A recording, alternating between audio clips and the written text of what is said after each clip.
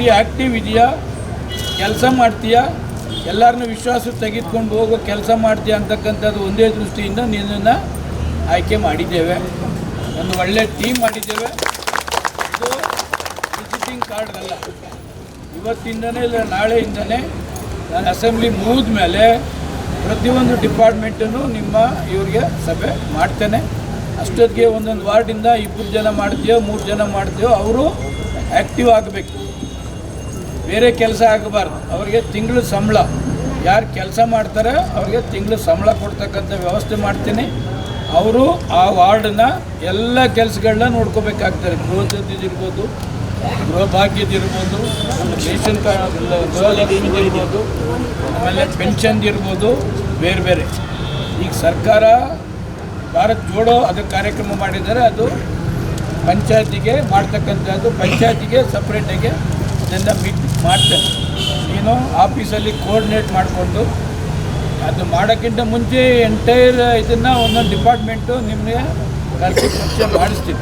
ನೀನು 24/7 ಆ್ಯಕ್ಟಿವ್ ಆಗಬೇಕು.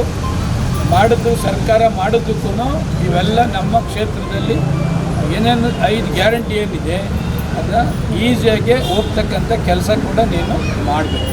ಅದು ಮಾಡಿದ್ರೆ ಸರ್ಕಾರಕ್ಕೂ ಒಳ್ಳೆಯ ಹೆಸರು ಬರ್ತದೆ, ನಮಗೂ ಒಳ್ಳೆಯ ಹೆಸರು ಬರ್ತದೆ. ಇಲ್ಲ ನೀನು ಇವರು 12 ಜನ ಕಟ್ಕೊಂಡು ಕುತ್ಕೊಂಡು ಶೋ ಮಾಡಿಕೊಂಡು ಕಾಫಿ ತರಿಸ್ಕೊಂಡು ಟೀ ತರಿಸ್ಕೊಳ್ಳೋದಾದರೆ ಈ ಗ್ಯಾರಂಟಿ ಕಮಿಟಿನೂ ನಾನು ಮಾತಾಡ್ಸಲ್ಲ, ನಮ್ಮದೇ ಆದಂಥ ಟೀಮ್ನ ಮಾಡ್ಕೊತೀವಿ. ಏರಿಯಾ ವೈಸು ನೋಡ್ಕೊತೀವಿ.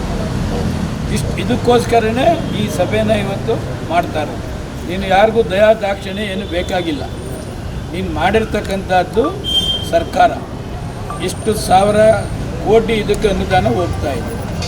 ಅವ್ರಿಗೆ ಈಗ ಅಂದ್ರಹಳ್ಳಿಯವರು ಯಾರೋ ಚಂದ್ರಕಲಾ ಅಂತ ನನಗೆ ಫೋನ್ ಮಾಡಲೇಬೇಕು. ನನಗೆ 2 ತಿಂಗಳು ಬರಲಿಲ್ಲ, 3 ತಿಂಗಳು ಬರಲಿಲ್ಲ. ಯಾವುದು ಗೃಹಲಕ್ಷ್ಮಿದು 32 ಬಂದಿಲ್ಲ ಅಂತೇಳಿ. ಅದು ಯಾಕೆ ಬಂದಿಲ್ಲ ಅಂತೇಳಿ ಸರ್ಕಾರ ಜೊತೆಲಿ ನಿನ್ನ ಜೊತೆಲಿ ನಾನು ಕೈ ಜೋಡಿಸ್ತೀನಪ್ಪ, ನಾನು ಇರ್ತೀನಿ. ಯಾಕೆ ಬರಲಿಲ್ಲ ಅಂತೇಳಿ ಇರ್ತೀವಿ. ಅವ್ರು ಭೇಟಿ ಮಾಡಿ ಎಷ್ಟು ತಿಂಗಳಿಗೆ ಬರ್ತಾ ಇದೆ, ಯಾಕೆ ಬರ್ತಾ ಇಲ್ಲ, ರೀಸನ್ ಏನು, ರೇಷನ್ ಕಾರ್ಡ್ದು, BPLದು, APLು, ಆಮೇಲೆ ರೇಷನ್ ಡಿಪೋ ಕರೆಕ್ಟಾಗಿ ಕೊಡ್ತಿದ್ದಾರಾ ಇಲ್ವಾ, ಕೆಲವು ಸಾರಿ 10 ದಿವಸ 12 ದಿವಸ ಕೊಟ್ಬಿಟ್ಟು ರೇಷನ್ ಇಲ್ಲ ಅಂತ ಹೇಳ್ತಾರೆ. ಅವೆಲ್ಲ ನಮಗೆ ಕಂಪ್ಲೇಂಟ್ ಬರ್ತಿದೆ.